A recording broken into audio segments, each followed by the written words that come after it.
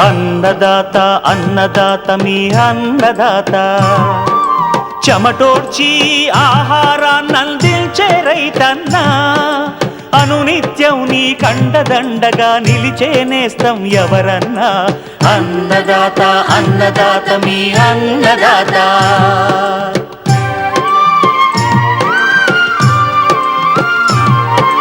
నూతన రీతుల సాగుబడికి, నూరింతలు పెరిగే దిగుబడికి సూచనలిచ్చే సస్య రక్షణకు, పశు పోషణకి శాస్త్ర విజ్ఞానం అందించి ముందుకు నడిపే తెలుగు రైతు భారతదేశానికి మకుటం అయ్యేలా తీర్చిదిద్దే ఆశయంతో మిమ్ము మేలు కొలిపేది అన్నదాత.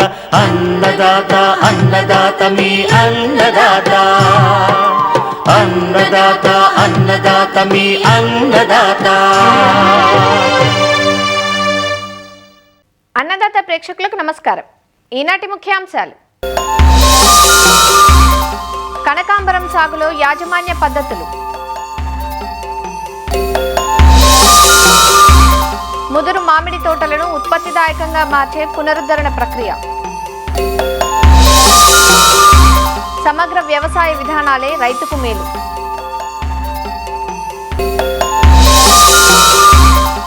ఇంకా జై కిసాన్ వ్యవసాయ సమాచారం.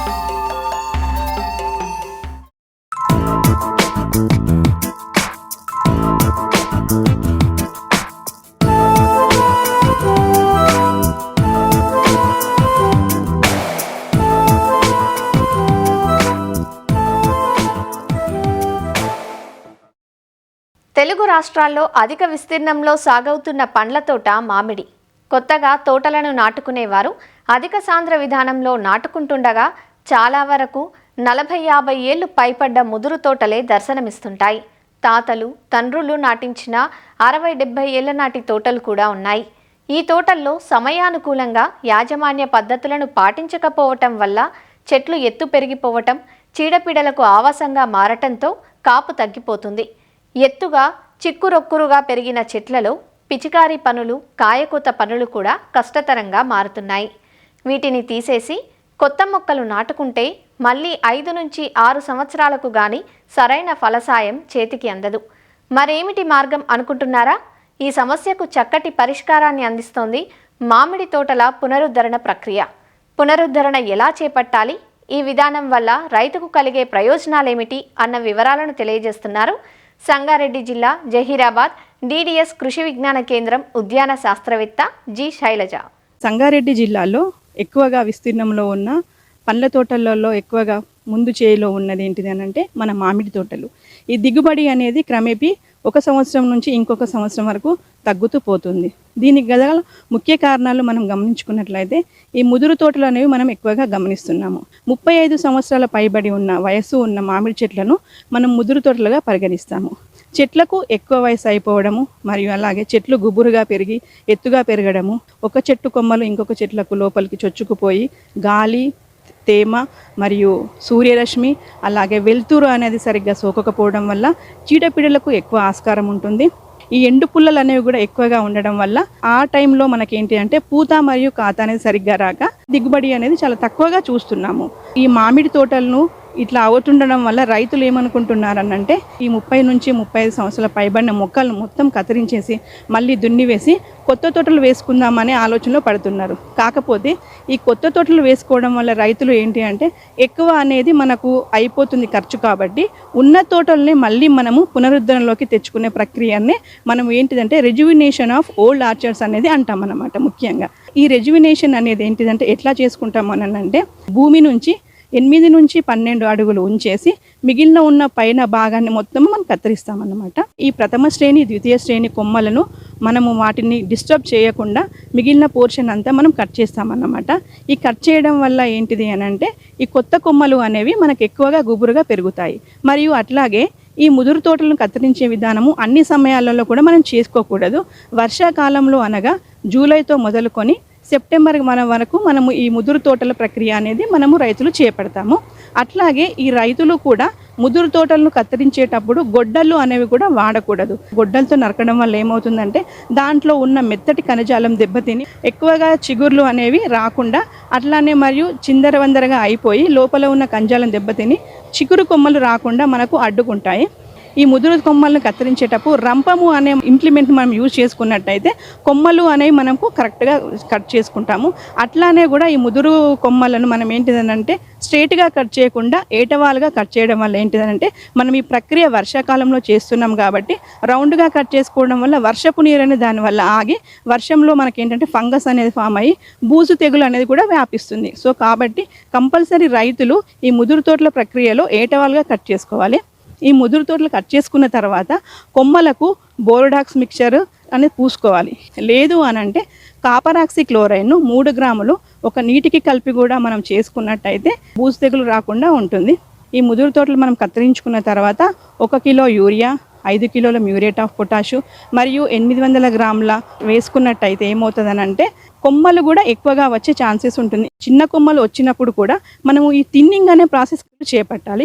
ఎందుకనంటే అన్ని కొమ్మలు ఉండడం వల్ల కూడా గుబురుగా పెరిగి ఆరోగ్యంగా సరిగ్గా ఉండక కూడా చెట్టు అనేది గుబురుగా వెళ్ళి మళ్ళీ మనకి ఏంటంటే సూర్యరశ్మి సోకక చెట్టు అనేది కూడా క్షీణించిపోతుంది. కాబట్టి ఒక డైరెక్షన్లో మనం ఏంటిదనంటే ఒక్కొక్క కొమ్మకు 1 లేదా 2 ఉంచుకొని మిగిలినవన్నీ థిన్నింగ్ ప్రాసెస్ అనేది చేసుకోవాలి. థిన్నింగ్ అంటే ఏంటంటే ఎక్కువగా ఉన్న కొమ్మలను తొలగించుకోవడం అన్నమాట. ఈ కొమ్మ కత్తిరింపులు మనం చేసిన తర్వాత ఏంటిది అని అంటే మనకు ఒకవేళ ఇదివరకే ఉన్న రకాలు మనకు మార్కెట్లో గనక మనకు ధర పలకకపోతే రైతులు తనకు నచ్చిన రకాలను మార్కెట్లో ఏదైతే ఎక్కువగా ధర పలికిన మొక్కలను కూడా మనం తెచ్చుకొని అంటుకట్టుకునే విధానం కూడా చేసుకోవచ్చు అన్నమాట. ఇప్పుడు ఉదాహరణకు మనం చూసుకున్నట్టయితే మనము ఏంటిదంటే బంగెన్పల్లికి కేసరి చేసుకోవచ్చు, అలాగే బంగెన్పల్లికి దశేరి అనే రకాలను కూడా అంటుకట్టుకోవచ్చు అనమాట. ఈ అంటుకట్టుకోవడం వల్ల మనకి ఏంటంటే 2 సంవత్సరాలకే మళ్ళీ ఏంటంటే మనకు దిగుబడి స్టార్ట్ అవుతుంది. అట్లాగే 3వ సంవత్సరం వరకు ఏంటంటే మనకు కమర్షియల్ దిగుబడి అనేది మంచిగా స్టార్ట్ అవుతుంది. ఈ గ్రాఫ్టింగ్ అనే ప్రక్రియ కూడా మనకు ఎట్లా చేసుకోవాలంటే కొమ్మలు కత్తిరించిన తర్వాత 60 రోజులు అంటే 2 నెలల వయసులో మనకి ఏంటంటే ఇది వర్షాకాలంలో చేస్తున్నాం కాబట్టి మనకు చిన్న చిగురు కొమ్మలనే వస్తాయి. ఆ కొమ్మలు మనం గ్రాఫ్టింగ్ చేసేటప్పుడు కూడా ఆ చిన్న కొమ్మలు కూడా పెన్సిల్ థిక్నెస్ అనేది కంపల్సరీ ఉండాలన్నమాట. ఎందుకు అని అంటే మనకు సయాన్ అనేది కంపల్సరీ కూడా మన పెన్సిల్ థిక్నెస్లో ఉంటుంది కాబట్టి 2 ఒకటే థిక్నెస్లో ఉంటే ఏంటిదంటే మనకు రెసిస్టెన్స్ పవర్ అనేది మంచిగా ఉండి కొత్త మొక్కలు వచ్చేసి మనకు ఆదాయం అనేది మంచిగా వస్తుంది అనమాట. కొత్త తోటలు పెట్టుకున్న వాటికంటే ముదురు తోటల్లోనే మనకు 1 నుంచి 2 టన్నుల అదనపు ఈల్డ్ వచ్చే అవకాశం ఉంటుంది. ఎందుకంటే ఈ ముదురు తోటలు మనకు ఆల్రెడీ వేరు వ్యవస్థ బలంగా మనకు భూమిలో ఉంటుంది కాబట్టి దానికి ఏంటి అంటే కొత్త కొమ్మలు రాగానే అదనపు దిగుబడి వచ్చే అవకాశం ఉంటుంది. రైతులు ఇంకొక పద్ధతి కూడా పాటించవచ్చును. ఇప్పుడు మనకు ముదురు తోటలు మనం ఎక్కువగా ఉంటే ఒకటేసారి తోటలో 60 చెట్లు మనకు ఉన్నట్టయితే 60 చెట్లు కత్తిరించాల్సిన అవసరం కూడా లేదు.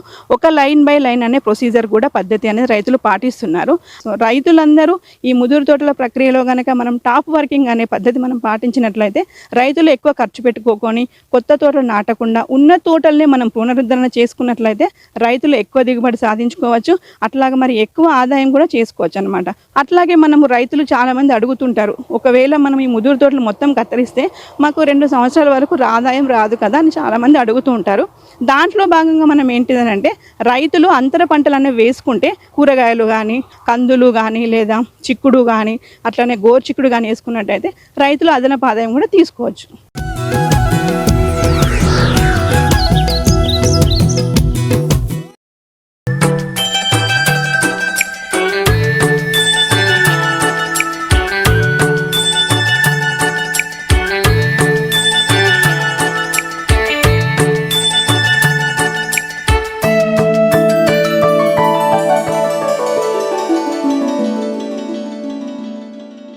వాణిజ్యపరంగా సాగు చేయబడుతున్న పూల పంటల్లో కనకాంబరం ఒకటి. ఆకర్షణీయమైన రంగు, మంచి నిల్వ గుణం కనకాంబరం సొంతం. తేలిగ్గా ఉండే కనకాంబరం మాలలకు మార్కెట్లో ఎప్పుడూ మంచి డిమాండ్ ఉంటుంది. వాతావరణంలో ఏర్పడే హెచ్చుతగ్గులను తట్టుకొని అన్ని రకాల నేలల్లోనూ పెరుగుతుంది. కనకాంబరం సంవత్సరమంతా పూలనిస్తుంది. సంప్రదాయ పంటలు సాగు చేసే రైతులు కొద్దిపాటి విస్తీర్ణంలో ఈ పంటకు స్థానం కల్పిస్తే మంచి ఆదాయం పొందే అవకాశం ఉంది. కనకాంబరాన్ని జూన్, జూలై మాసాల్లో నాటుకుంటారు. కనకాంబరానికి ఎండు తెగులు, వేరుకుళ్ళు సమస్య ఉంటుంది. వీటిని సరైన యాజమాన్యంతో అధిగమించి కనకాంబరం నుంచి ఎకరాకు సంవత్సరానికి 3 నుంచి 4 టన్నుల దిగుబడిని పొందే అవకాశం ఉంది. కనకాంబరం సాగులో ఆది నుంచి పాటించాల్సిన మెలకువలను ఇప్పుడు తెలుసుకుందాం. కనకాంబరం బహువార్షిక మొక్క. ఒకసారి నాటితే 3 ఏళ్ల వరకు పూల దిగుబడిని పొందవచ్చు. ఇది ఉష్ణమండలపు పంట. వాతావరణ హెచ్చుతగ్గుల్ని తట్టుకుని నాణ్యమైన పూలనిస్తుంది. సాధారణ ఉష్ణోగ్రతలు, గాలిలో తేమ శాతం ఉన్న ప్రాంతాలు సాగుకు అనుకూలంగా ఉంటాయి. కనకాంబరాన్ని సాగు చేయడానికి అన్ని రకాల నేలలు అనుకూలం. సారవంతమైన ఒండ్రు నేలలు మంచి దిగుబడులనిస్తాయి. మురుగునీరు ఇంకని నల్ల నేలల్లో ఎండు తెగులు సమస్యగా ఉంటుంది. కాబట్టి నీరు ఇంకే నేలల్ని సాగుకు ఎంచుకోవాలి. నులి పురుగుల సమస్య ఉన్న నేలలు పనికిరావు. ఉదజని సూచిక 6 నుంచి 7.5 ఉన్న నేలలు సాగుకు అనుకూలమైనవి. కనకాంబరంలో హైబ్రిడ్ రకాలైన మధుమాడి, పళని రకాలను రైతులు సాగు చేస్తున్నారు. కనకాంబరాన్ని విత్తనం, కొమ్మ కత్తిరింపుల ద్వారా ప్రవర్ధనం చేసుకోవచ్చు. విత్తనాలు కోసిన కొద్ది రోజులకే మొలకెత్తే శక్తిని కోల్పోతాయి. కనుక నారు పోయడానికి అప్పుడే తీసిన విత్తనాన్ని ఉపయోగించుకోవాలి. ఎకరాకు 2 కిలోల విత్తనం సరిపోతుంది. నారుమడి కోసం పొలాన్ని 3 నుంచి 4 సార్లు బాగా దున్నాలి. 4 మీటర్ల పొడవు, 1 మీటర్ వెడల్పు, 15 సెంటీమీటర్ల ఎత్తుగల నారుమళ్లను తయారు చేసుకోవాలి. విత్తే ముందు కిలో విత్తనానికి 3 గ్రాముల మ్యాంకోజెబ్ కలిపి విత్తన శుద్ధి చేసి ఎత్తుమళ్లపై వరుసల్లో విత్తుకోవాలి. దీనిపై వర్మీ కంపోస్ట్ పలుచగా చల్లి ఎండుగడ్డిని కప్పాలి. రోజ్ క్యాన్తో నీరు అందించాలి. విత్తనం మొలకెత్తాక ఎండుగడ్డిని తీసేయాలి. విత్తిన 20-40 రోజులకు లీటర్ నీటికి 2.5 గ్రాముల అమ్మోనియం సల్ఫేట్ పిచికారీ చేయాలి. 45 నుంచి 50 రోజులకు నారు ప్రధాన పొలంలో నాటుకునేందుకు సిద్ధమవుతుంది. ఇటీవలి కాలంలో సురక్షిత వాతావరణంలో ప్రోట్రేలలో నారును పెంచి నాటే విధానం ఆదరణ పొందుతోంది. ప్రధాన పొలాన్ని 3 నుంచి 4 సార్లు దున్ని బాగా దుక్కి చెయ్యాలి. ఎకరాకు 10 టన్నుల పశువుల ఎరువుతో పాటు 30 కిలోల యూరియా, 100 కిలోల సింగిల్ సూపర్ ఫాస్ఫేట్, 25 కిలోల మ్యూరేట్ ఆఫ్ పొటాష్ ఎరువులను ఆఖరి దుక్కిలో వేసి కలియదున్నాలి. నారు మొక్కలను లీటర్ నీటికి 2 గ్రాములు బెనోమిల్ లేదా 1 గ్రాము కార్బండిజం కలిపిన ద్రావణంలో ముంచి నాటుకున్నట్లయితే భూమి ద్వారా వ్యాప్తి చెందే తెగుళ్ల నుంచి పైరును కాపాడుకోవచ్చు. వరుసల మధ్య 60 సెంటీమీటర్లు, వరుసల్లో మొక్కల మధ్య 30 సెంటీమీటర్ల ఎడంతో నాటుకుని నీటి తడిని ఇవ్వాలి.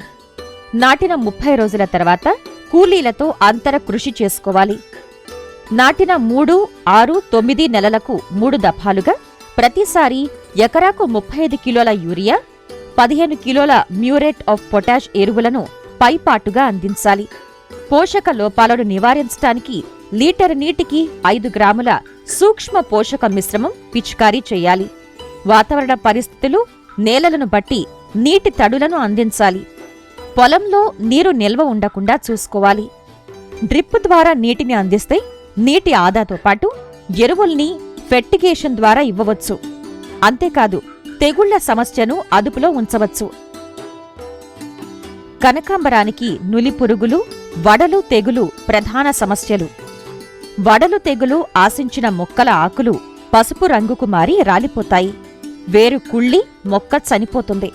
తెగులు నివారణకు 3 గ్రాముల కాపర్ ఆక్సీక్లోరైడ్ లేదా 1 గ్రాము కార్బండిజం లీటర్ నీటికి కలిపి మొక్కల మొదళ్లలో నేలంతా తడిచేలా పోయాలి.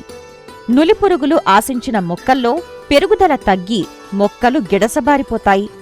వీటి నివారణకు ఎకరాకు 10 కిలోల కార్బోఫ్యూరాన్ 3G గుళికలను వేసుకోవాలి. కనకాంబరం నాటిన 90 రోజుల నుంచి పూలు కోతకొచ్చి సంవత్సరం పొడవునా పోస్తాయి. రోజు విడిచి రోజు పూల కోత చేపట్టాలి. సాగులో శాస్త్రీయ యాజమాన్య పద్ధతుల్ని ఆచరించినట్లయితే కనకాంబరం నుంచి ఎకరాకు సంవత్సరానికి 3 నుంచి 4 టన్నుల దిగుబడిని పొందవచ్చు.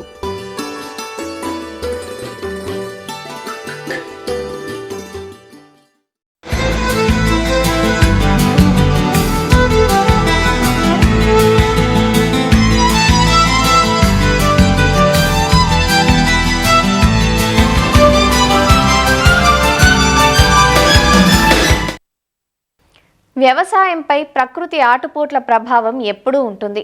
అయితే రాను రాను మారుతున్న వాతావరణ పరిస్థితులు, సాగులో ఎదురవుతున్న ప్రతికూలతలు అన్నదాతను చుట్టుముడుతున్నాయి. ఒకప్పుడు పాడి పంటలను రైతులు 2 కళ్ళుగా భావించేవారు. రాను రాను పాడిని వదిలి పంటల సాగుతోనే సరిపెట్టుకుంటున్నారు. ఇలాంటి పరిస్థితుల్లో రైతులు ఒక్క వ్యవసాయంపైనే ఆధారపడటం కాకుండా సమగ్ర వ్యవసాయ విధానాలను ఆచరిస్తే రిస్క్ తగ్గి నికరాదాయం పెంపొందించుకునే అవకాశం ఉంటుంది. దీనివల్ల ఒక రంగం నుంచి వచ్చే వ్యర్థాన్ని మరో రంగానికి అర్థవంతంగా ఉపయోగించుకునే అవకాశం ఉంది. పంటల సాగుతో పాటు పాడి, కోడి, జీవాలు, చేపల పెంపకం, పండ్ల తోటలు, పశుగ్రాసాల సాగు, బయోగ్యాస్, కంపోస్ట్ తయారీ వంటి వాటిని అనుసంధానించడం వల్ల రైతుకు ఖర్చులు తగ్గి ఉన్న వనరులను సంపూర్ణంగా ఉపయోగించుకునే అవకాశం కలుగుతుంది. సమగ్ర వ్యవసాయ విధానం రైతుకు అన్ని విధాలా మేలు చేస్తుందంటున్న ఆచార్య ఎన్జీ రంగా వ్యవసాయ విశ్వవిద్యాలయం, శ్రీకాకుళం జిల్లా నైరా వ్యవసాయ కళాశాల విస్తరణ విభాగం అధ్యాపకులు డాక్టర్ డి చిన్నమ్మనాయుడు నుంచి అన్ని వివరాలు తెలుసుకుందాం. వ్యవసాయం మనం ఇప్పుడు చూస్తున్నాము, చాలా ఒడిదుడుకులతో కూడుకుని ఉంది. వ్యవసాయ రంగం నుంచి రైతులు నికర ఆదాయం తీయడానికి చాలా ఇబ్బందులు పడుతున్నారు. దీనికి రకరకాల కారణాలుగా ఉన్నాయి. ఒకవైపు వాతావరణం తేడాలు రావటం, సాగు ఖర్చులు పెరిగిపోవటం, అదేవిధంగా కూలీల సమస్య ఎక్కువైపోవడం, రసాయనాలు వాడకం ఎక్కువైపోవడం, ఇలా రకరకాల సమస్యలతో రైతులు ఇబ్బంది పడుతున్నారు. మరి ఇలాంటి పరిస్థితుల్లో రైతులు సమగ్ర వ్యవసాయ విధానాల్ని అవలంబించాల్సినటువంటి అవసరం ఉంది. ఇందులో భాగంగా ఇప్పుడు రైతు సోదరులకి ఏం చెప్తున్నామంటే సమీకృత వ్యవసాయ విధానాల్ని అవలంబించాలని చెప్తున్నాం. సమగ్ర వ్యవసాయ విధానం అంటే ఏంటంటే మనకున్నటువంటి వనరులను దృష్టిలో పెట్టుకొని మనం ఏదో ఒక పంట మీదో లేదా ఏదో ఒక ఉద్యానవన పంట మీద ఆధారపడకుండా ఒక రంగాన్ని ఇంకొక రంగంతో సమీకృతం చేస్తూ ఒక రంగం తాలూకా ముడి సరుకులు లేదంటే ఉప ఉత్పత్తులు ఇంకొక రంగానికి మనకు వనరులుగా ఉపయోగపడే విధంగా, అదేవిధంగా మనం ఈ వ్యవసాయానికి కావలసినటువంటి ఈ వనరులు ఏవైతే ఉన్నా బయట నుంచి కొనకుండా మన క్షేత్రంలోనే సమీకరించుకొని మనం ఎప్పుడూ నిరంతరం కూడా స్థిరత్వంగా ఆదాయం పొందే విధంగా చేసుకునేటువంటి వ్యవసాయాన్నే మనం సమీకృత వ్యవసాయ విధానం అని అంటాం. మనకున్నటువంటి భూ విస్తీర్ణాన్ని దృష్టిలో పెట్టుకొని వ్యవసాయ అనుబంధ రంగాలని కలిపి చేసుకోవాల్సిన అవసరం ఉంటుంది. అంటే వ్యవసాయంతో పాటు ఉద్యానవన పంటలు, వ్యవసాయంతో పాటు పశు సంపదను పెంచుకోవడం. ఈ పశు సంపదలో కూడా మనకి మేకల పెంపకం కానీ, గొర్రెల పెంపకం కానీ, కోళ్ళ పెంపకం కానీ, వ్యవసాయానికి అనుబంధంగా పశు పోషణ ఎలాంటి తీసుకోవాలనేది కూడా వాళ్ళు నిర్ణయించుకోవాలి. ఆహార పంటలు వేసేటువంటి రైతులు వాళ్ళు దాంతో పాటుగా ఈ పశు సంపద అంటే ఆవుల పెంపకం లేదంటే గేదెల పెంపకం ఇది కనుక చేసుకుంటే చాలా వరకు ఒక రంగం ఇంకొక రంగానికి తోడ్పాటుగా ఉండడం అనేది జరుగుతుంది. పంట తీసుకున్నాక ఈ వ్యర్థాలన్నింటినీ కూడా మనం పశువులకు దానాగా ఉపయోగించుకొని అవి పశు పోషణకు ఉపయోగపడతాయి. తద్వారా వాటి పాల ఉత్పత్తి పెరగడం అనేది జరుగుతుంది. అదేవిధంగా పశువుల నుంచి వచ్చే వ్యర్థాలన్నింటినీ కూడా వ్యవసాయ పంటలకి మనకు సేంద్రియ ఎరువుకు ఉపయోగ చేయడం వల్ల మనం ఈ పంటలు పండించడానికి వాడేటువంటి ఎరువుల మోతాదుని తగ్గించుకోవడానికి ఆస్కారం ఉంటుంది. అదేవిధంగా భూ ఆరోగ్యాన్ని కాపాడుకోవడానికి ఆస్కారం ఉంటుంది. వాతావరణ పరిస్థితుల వల్ల వ్యవసాయ పంటలు దెబ్బతింటే ఈ పశు పోషణ రంగం నుంచి వచ్చేటువంటి ఆదాయం ఆ కుటుంబాన్ని ఆదుకోవడానికి ఆస్కారం ఉంటుంది. వీటితో పాటు అవకాశం ఉంటే కోళ్ళు, ఆ ఇంటి పెరట్లోని పెంచుకున్నట్టు ఒక 10 నుంచి 25 కోళ్ళు పెంచుకుంటే దాని నుంచి కూడా మనకి 6 నెలలకే కోళ్ళ పెంపకం పూర్తయిపోతుంది. ఒక 25 కోళ్ళు అనుకుంటే కనీసం 5 నుంచి 6 వేల వరకు నికర ఆదాయం పొందడానికి ఆస్కారం ఉంటుంది. అదేవిధంగా రైతులు వ్యవసాయ పంటలతో పాటు నీటి వనరులు కనుక కొద్దో గొప్ప ఉంటే అక్కడ ఉద్యాన పంటలు ఏవైనా కూరగాయల పంటలు కొద్ది విస్తీర్ణంలో వేసుకోవడం కానీ, లేదు మెట్టు ప్రాంతం ఉండేటువంటి రైతులు అలాంటప్పుడు కొన్ని ఉద్యానవన తోట పంటలు ఈ కొబ్బరి కానీ, మామిడి కానీ, జీడి మామిడి కానీ, సపోటా కానీ ఇవి వేసుకుంటూ వాటికి వర్షాధారంగా కొంతవరకు నీరు అందించుకోవడం. అదేవిధంగా ఈ మెట్టు ప్రాంతాలు ఉన్నటువంటి రైతులు ఏంటంటే నీటి కుంటలు అంటే వాళ్ళకు ఉన్నటువంటి విస్తీర్ణాన్ని బట్టి ఒక నీటి కుంటను కనుక ఏర్పాటు చేసుకుంటే ఈ ఖరీఫ్ పంట కాలంలో పడేటువంటి వర్షపు నీరు అందులో నిల్వ ఉంటుంది. ఈ నీటిని మనం ఉద్యానవన పంటలకి నీటి సదుపాయంగా ఉపయోగించుకోవచ్చు. ఎప్పుడైనా వ్యవసాయ పంటలకు బెట్టకు గురవుతాయి అనుకుంటే అక్కడ నీరు అందించుకోవడానికి ఆస్కారం ఉంటుంది. కాబట్టి నీటి కుంటలు ఏర్పాటు చేసుకోవడం వల్ల కూడా వాళ్ళకి చాలా వరకు ఉపయోగకరంగా ఉంటుంది. ఒకవేళ నీటి కుంటలు ఏర్పాటు చేసుకుని నీరు అధికంగా ఉంది, నీరు ఎక్కువ కాలం పాటు నిల్వ ఉంటుంది, వాతావరణ పరిస్థితులు అన్నీ అనుకూలంగా ఉంటే కనుక ఆ నీటి కుంటల్లోనే కొంతవరకు చేపల పెంపకం కూడా చేసుకోవడానికి ఆస్కారం ఉంటుంది. కాబట్టి ఈ విధంగా నిరంతర ఆదాయం, అదేవిధంగా భూమి అంతా కూడా ఎప్పుడూ కప్పబడి ఉంటుంది, ఏదో ఒక వ్యాపకం జరుగుతుంది కాబట్టి లేబరు మనకి ఎంప్లాయ్మెంట్ జనరేషన్ కూడా ఎక్కువగా ఉంటుంది. అదేవిధంగా మెట్టు వ్యవసాయం, కొద్ది గొప్ప నీటి వనరులు ఉండేవాళ్ళు ఈ వ్యవసాయ ఉద్యానవన రంగాలతో పాటు పట్టు పరిశ్రమను కూడా అనుసంధించుకోవచ్చు. కాబట్టి అంతమంది రైతులు చేయడానికి కాదు, కొంచెం దాని మీద నాలెడ్జ్ ఉండాలి, ట్రైనింగ్ తీసుకొని ఈ పట్టు పురుగుల పెంపకం, పట్టుగోళ్ళ పెంపకాన్ని కూడా మరి చేసుకుంటే దాని నుంచి కూడా ఆదాయం తీసుకోవడానికి ఆస్కారం ఉంటుంది. అదేవిధంగా వ్యవసాయ పంటలతో పాటుగా కొంతవరకు ఆ కుటుంబంలో ఉండే మహిళలు కూడా ఈ పుట్టగొడుగుల పెంపకాన్ని కూడా ఒక వ్యాపకంగా తీసుకోవచ్చు. దీనికి ఏంటంటే మనకు వరి పంట నుంచి వచ్చే గడ్డినే పుట్టగొడుగుల పెంపకానికి వాడతాం. పుట్టగొడుగులు కూడా చిన్న కుటీర పరిశ్రమగా పెట్టుకోవడం ద్వారా కూడా ఈ రైతుకి నిరంతరం మహిళలు కూడా ఇందులో ఉంటారు కాబట్టి వాళ్ళకి కూడా ఆదాయం వస్తుంది. అదేవిధంగా నూనె గింజల పంటలు వేసే రైతులు, అదేవిధంగా తోట పంటలు ఉండే రైతులు వాళ్ళు కనుక ఈ తేనెటీగల పెంపకాన్ని కూడా అనుసంధానం చేసుకోవచ్చు. తేనె పట్టులను కనుక ఒక 5 ఎకరాలు ఉంటే ఒక 4 తేనె పెట్టెలను కనుక పెట్టుకుంటే తద్వారా మనకి ఒకటి తేనె ఉత్పత్తి అవుతుంది. అదేవిధంగా ఈ తేనె పెట్టెలు ఏ తోటల్లో కానీ పంటలకు దగ్గర పెడతామో అక్కడ పరపరాగ సంపర్కం బాగా జరిగి పంటల దిగుబడి కూడా ఒక 10 నుంచి 15% పెరగడానికి కూడా ఈ తేనె పురుగులు మనకి ఉపయోగపడతాయి. కాబట్టి రైతులు ఏంటంటే వాళ్ళకున్నటువంటి వనరులు, వాళ్ళకున్నటువంటి లేబరు, అదేవిధంగా మార్కెట్ అనుసంధానం ఏ విధంగా ఉంది, డిమాండ్ కూడా ఏ విధంగా ఉంది, ఇవన్నీ దృష్టిలో పెట్టుకొని మనం సమీకృత వ్యవసాయ విధానాలను అవలంబిస్తే నిరంతరం ఆదాయం రావడం, వ్యవసాయం కూడా సుస్థిరంగా ఉండడానికి, సుస్థిర ఆర్థికాభివృద్ధి రావడానికి ఆస్కారం ఉంటుంది. కాబట్టి రైతులు తప్పనిసరిగా సమగ్ర వ్యవసాయ విధానాలు అంటే మీరు చేస్తున్న రంగానికి ఇంకొక 2-3 రంగాలు అనుసంధానం చేస్తూ వ్యర్థాలను వినియోగించుకునే విధంగా, వాతావరణాన్ని కలుషితం లేకుండా చేసేటువంటి విధానం. కాబట్టి రైతులు మరి ఆలోచన చేసి వాళ్ళకున్నటువంటి పరిస్థితులు, వనరులు, అవకాశాలను బట్టి ఈ సమగ్ర వ్యవసాయ విధానాలను పాటించవలసిందిగా కోరుతున్నాను.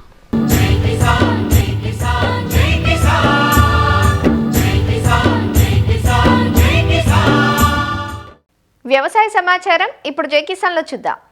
ఖరీఫ్ సాగుకు సన్నద్ధమైన కర్నూలు జిల్లా రైతులకు ఎల్నినో ప్రభావం అసనిపాతంలా మారింది. మిరప సాగుకు విత్తనాలు సేకరించి నారుమళ్లు పోసుకున్న రైతులు ఇప్పుడు నీరు లేక ఆందోళన చెందుతున్నారు.